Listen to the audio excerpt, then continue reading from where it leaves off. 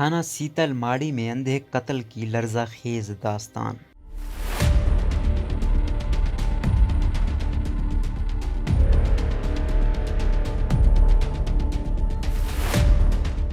تفتیش آفیسر صغیر وٹو لکھتے ہیں کہ 24 رمضان المبارک کو افطار سے تقریباً 1 گھنٹہ بعد میں تراویح ڈیوٹی چیک کرنے کے لیے تھانے سے نکل رہا تھا کہ میری گاڑی میں لگے وائرلیس سیٹ پر کسی مدرسے میں قتل کے وقوع کی اطلاع دی جانے لگی۔ اطلاع سنتے وقت میرا ذہن کہیں اور تھا۔ جیسے ہی سوفٹی روڈ کا نام آیا میں چونک گیا، کیونکہ یہ علاقہ ملتان میں میرے تھانے سیتل ماڑی کی حدود میں واقع تھا۔ عید کی آمد تھی۔ اس دوران روزمرہ کے معمولات کے ساتھ ساتھ مساجد میں نماز ڈیوٹی، تراویح ڈیوٹی کا اضافہ ہو جاتا ہے۔ سحر، افطار اور تراویح کے وقت مساجد پر معمول ڈیوٹی کو چیک کرنا اور بذریعہ وائرلیس افسران بالا کو بروقت مطلع کرنا ایس ایچ او کی ذمہ داری ہوتی ہے۔ جوں عید قریب آنے لگتی ہے، اس ذمہ داری میں اضافہ ہو جاتا ہے۔ بازاروں میں خریداروں کا رش بڑھنے لگتا ہے اور کسی ناخوشگوار واقعے سے بچنے اور عوام کی جان و مال کی حفاظت کے لیے یہاں بھی پولیس فورس تعینات کی جاتی ہے۔ اس دوران اپنے علاقے کی حدود میں قتل کی واردات ہو جائے تو آپ سمجھ سکتے ہیں کہ ایس ایچ او پر کیا گزرتی ہوگی۔ اس لیے میں نے ڈرائیور کو فوری طور پر جائے وقوع پر پہنچنے کی ہدایت کی۔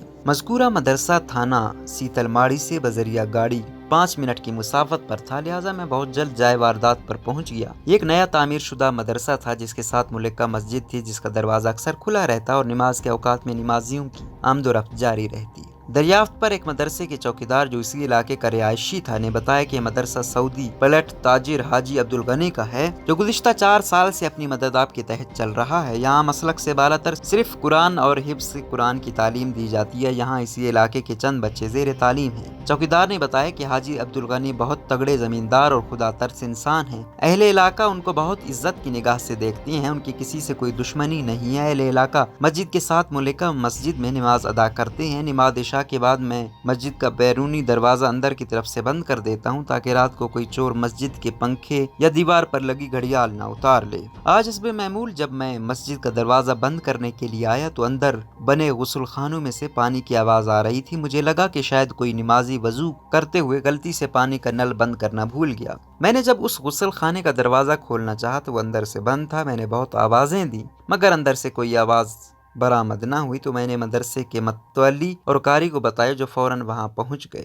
یہ 5 غسل خانے ساتھ ساتھ بنے ہوئے تھے اور ان سب کی اندرونی دیواریں ہوا اور روشنی کی ترسیل کے لیے 3/4 اٹھائی گئی تھیں۔ میں نے ساتھ والے غسل خانے میں جا کر جب دیوار کے اوپر سے اس متعلقہ غسل خانے میں جھانکا تو میری چیخ نکل گئی۔ وہاں ایک 9-10 سالہ بچے کی لاش خون میں لت پت پڑی تھی اور پانی کا نل چل رہا تھا۔ مسجد کے متولی نے فوراً حاجی صاحب کی ہدایت پر 15 پر 15 پر کال کی اور ابھی آپ آ گئے ہیں۔ میں نے اس غسل خانے سے ملکہ غسل خانے میں اپنے ایک نوعمر پھرتیلے کانسٹیبل کو اتارا تاکہ اندر سے دروازہ کھول سکے۔ جب دروازہ کھلا تو نیلے کپڑوں میں ایک نوعمر لڑکے کی لاش پڑی ہوئی تھی۔ بعد میں پتہ چلا کہ اس کا نام ساجد تھا۔ اس کا گلا آدھا کٹا ہوا تھا، اس کے تمام کپڑے گیلے تھے۔ جب لاش کو اٹھوایا گیا تو وہیں سے آلہ قتل یعنی ایک چھری پڑی مل گئی۔ مجھے جائے وقوع بچے کی لاش اور طریقہ واردات دیکھ کر یہی شک ہوا کہ یہ بدفعلی کا کیس ہو سکتا ہے جس میں بدنامی کے ڈر سے بچے کو قتل کر دیا گیا ہو۔ میں نے سی پی او ملتان منیر چشتی صاحب کو بذریعہ فون وقوع کی تمام تفصیلات سے آگاہ کیا تو انہوں نے میرے خدشے کے ساتھ اتفاق کرتے ہوئے ظاہری پوسٹ مارٹم کی تاکید کی۔ میں نے فوری طور پر بچے کی لاش اپنے تھانے کے اسسٹنٹ سب انسپکٹر امام دین کے ساتھ ظاہری پوسٹ مارٹم کے لیے نشتر اسپتال روانہ کی اور ساتھ ہی میں نے ایمرجنسی میڈیکل آفیسر نشتر اسپتال ڈاکٹر یونس بزدار کو فون کر کے اپنے خدشات سے آگاہ کیا۔ بچے کی لاش اسپتال روانہ کر کے میں موقع پر تفتیش میں مصروف ہو گیا۔ میں نے جائے وقوع کا اچھی طرح جائزہ لیا، آنے جانے والے راستوں کو دیکھا۔ مدرسے کے اندر سے ایک چھوٹا سا راستہ مسجد کی طرف آتا تھا جہاں سے بچے نماز پڑھنے کے لیے کبھی کبھار آمد رفت کے لیے اس راہداری کو استعمال کرتے تھے۔ مسجد کی عقبی دیوار نہایت چھوٹی اور شکستہ تھی۔ دیوار کے پیچھے ایک خالی پلاٹ تھا جس کی 4 دیواری اور گیٹ لگا ہوا تھا۔ یہ پلاٹ بھی حاجی صاحب کی ملکیت تھا۔ رات کا وقت ہو چکا تھا اور پلاٹ میں کافی اندھیرا تھا۔ میں نے ٹارچ لی اور اپنے گن مین کے ہمراہ اس پلاٹ میں اتر گیا۔ پلاٹ میں ایک پرانا درخت تھا اور زمین پر بے ترتیب گھاس اگی ہوئی تھی۔ اچانک میرے گن مین کی نظر ایک گیلے کپڑے پر پڑی۔ اس نے مجھے آواز دی۔ میں نے کپڑا اٹھایا تو ایک گیلی قمیض تھی جس کے بازو خون آلود تھے۔ یقیناً اس قاتل کی تھی جس نے بھاگتے ہوئے خون آلود قمیض مسجد کے عقب میں خالی پلاٹ میں پھینک دی تھی۔ میں نے قمیض اٹھائی، بازوؤں پر لگے خون کے دھبے خشک ہو چکے تھے۔ اسی اثنا میں مجھے ڈاکٹر یونس بزدار کی کال موصول ہوئی۔ ڈاکٹر صاحب نے بتایا کہ کیس محض قتل کا کیس ہے۔ بچے کے ساتھ نہ بدفعلی ہوئی ہے اور نہ ہی بدفعلی کی کوشش ہوئی، کیونکہ بچے کی شلوار کا زار بند مضبوطی سے کسا ہوا تھا۔ مجھے وقتی طور پر دھچکا سا لگا، کیونکہ میرا اندازہ غلط ثابت ہوا۔ اب تفتیش کا رخ بدل چکا تھا۔ تاہم آلہ قتل اور قاتل کی خون آلود قمیض کی موقع سے برآمدگی میرا حوصلہ بڑھا رہی تھی کہ میں جلد اصل ملزمان تک پہنچ جاؤں گا۔ میں نے مدرسے میں زیر تعلیم طلباء کی فہرست لی اور مدرسے کے حاضری رجسٹر بھی قبضے میں لے لیے۔ جائے وقوع سے ملنے والی قمیض کسی 20-22 سالہ لڑکے کی تھی۔ مدرسے کی فہرست اور حاضری رجسٹریشن کے مطابق مدرسے میں 17 طالب علم زیر تعلیم تھے، جن میں 15 طالب علم اقامتی تھے جو قریبی دیہات سے آئے تھے۔ 12 سال سے زائد عمر کے طلباء فقط 4 تھے، جن میں 2 طالب علم حافظ حنان اور حافظ منان۔ مالک مدرسہ حافظ عبدالغنی کے سگے بھتیجے تھے۔ حافظ منان کی عمر 13 سال جبکہ حافظ حنان کی عمر 15 سال تھی۔ دیگر 2 طلباء کی عمریں 16 اور 17 سال تھیں۔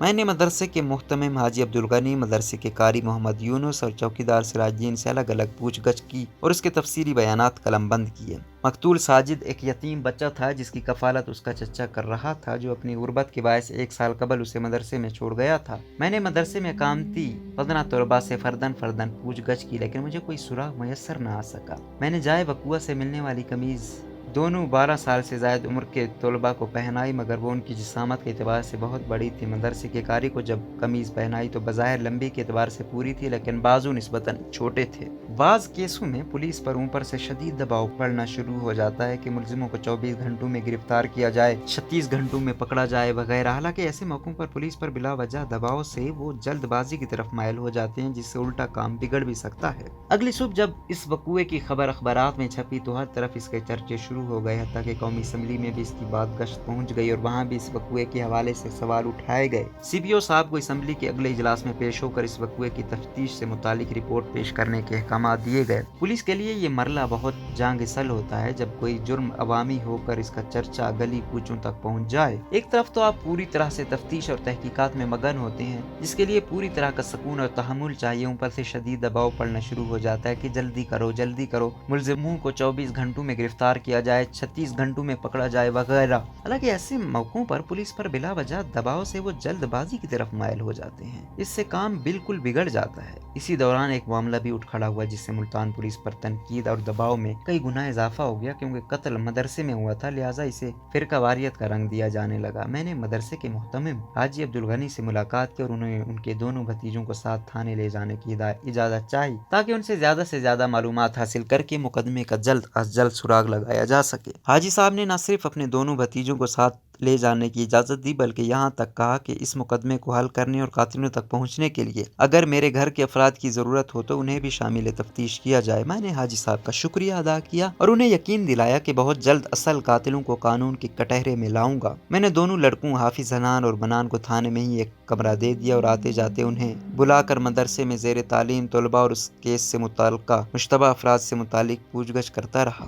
حاجی صاحب کا بڑا بھتیجا حافظ حنان بالکل اللہ میاں کی گائے تھا، جو زیادہ وقت تھانے کے کمرے میں سویا رہتا اور جب اس سے کچھ پوچھا جاتا تو اس کے جوابات بچگانہ نوعیت کے ہوتے۔ اس کے بالکل برعکس اس کا چھوٹا بھائی حافظ منان، جس کی عمر 13 سال تھی، وہ انتہائی شاطر اور ذہین لڑکا تھا اور سارا دن تھانے کے اندر گھومتا رہتا اور مسلسل جاگتا رہتا۔ وقوعے کو 5 روز گزر چکے تھے اور ابھی تک کوئی خاص پیش رفت نہیں ہوئی تھی۔ میں نے شام کے وقت حافظ منان کو اپنے کمرے میں بلایا اور اسے پاس بٹھا کر اس سے مدرسے اور محتمم مدرسے حاجی صاحب کے حوالے سے پوچھ گچھ کرنے لگا۔ اچانک اس نے انتہائی پراعتماد لہجے میں کہا، پولیس یہ کیس کبھی حل نہیں کر سکے گی۔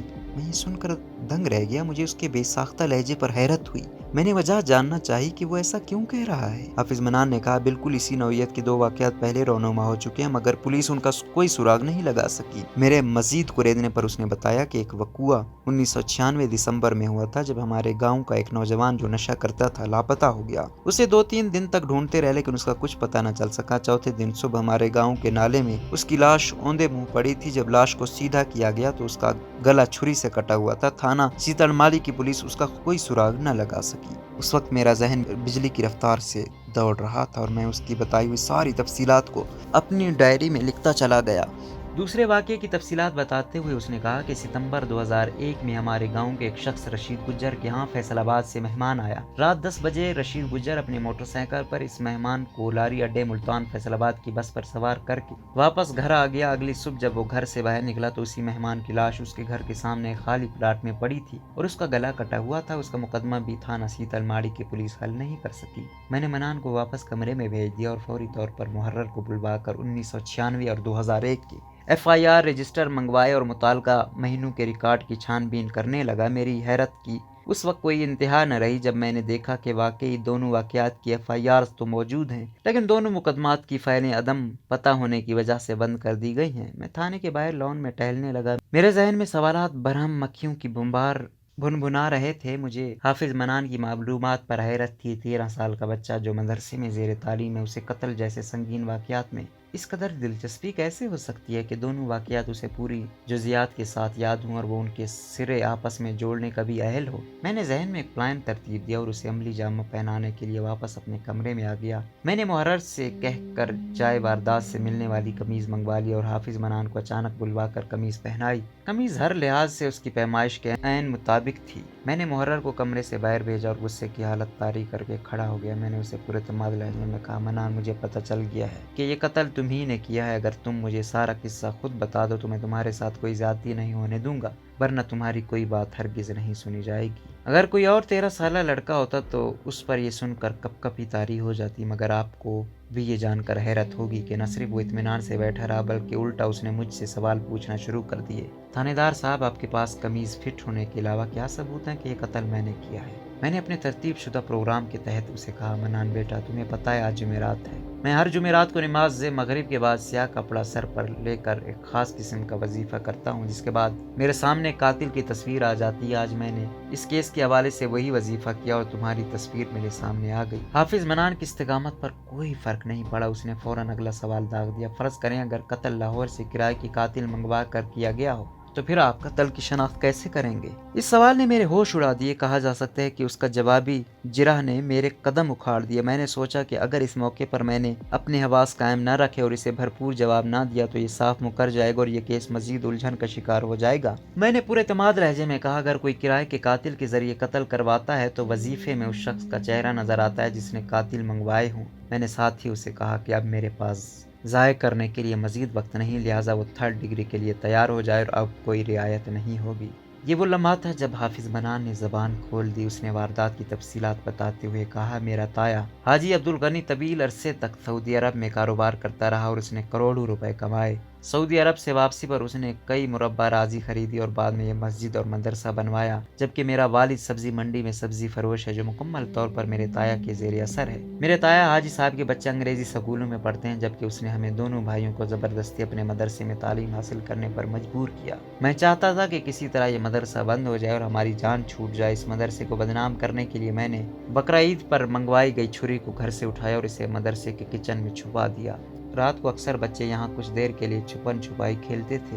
वकूए की रात सिर्फ 2 बच्चे मस्जिद में खेल रहे थे। मैंने छुरी अपनी शलवार के नेफे में छुपाई और चुपके से मस्जिद के अंदर छुपकर खड़ा हो गया। जैसे ही साजिद वॉशरूम की जानिब गया तो मैंने फुर्ती से उसे अंदर धक्का दिया और अंदर से दरवाज़ा बंद करके बगैर वक्त ज़ाय किए उसकी गर्दन पर छुरी फेर दी और साथ ही मैंने पानी का नल पूरी तरह खोल दिया ताकि पानी की शोर से किसी को शक न हो। उसके बाद मैंने दीवार फलांग कर दूसरे बाथरूम में दाखिल हुआ। मेरी कमीज के बाजू खून से भर चुके थे। मैंने कमीज उतारी और जाते हुए मस्जिद के साथ तारीख खाली इहाते में फेंक दी। मैं उस सफाक कातिल के कत्ल की तफसीलात सुन रहा था और मेरा खून खोल रहा था कि अभी इसे ज़मीन में जिंदा गाड़ दूं, लेकिन कानून के मुहाफिज होने के नाते मुझे कानूनी तकाजे पूरे करते हुए इसे कानून के हवाले करना था। मैं उसकी निशानदेही पर उस कमीज के साथ की शलवार उसके घर से बरामद की। जिस दर्जी ने इन कपड़ों को सिलाई किया था उसका तस्दीकी बयान भी रिकॉर्ड कर लिया। मुकदमे की तमाम कड़ियाँ मिल गई थीं। अगले रोज़ CPO मुल्तान मुनीर चिश्ती साहब ने इस वक़्वे की तफ्तीश के हवाले से प्रेस कॉन्फ्रेंस की और तफ्तीशी टीम को इनामात से नवाजा। अल्लाह का करम है कि तमाम तर सियासी और अवामी दबाव के बावजूद ये अंधा कत्ल बहुत वक्त में ट्रेस हो गया।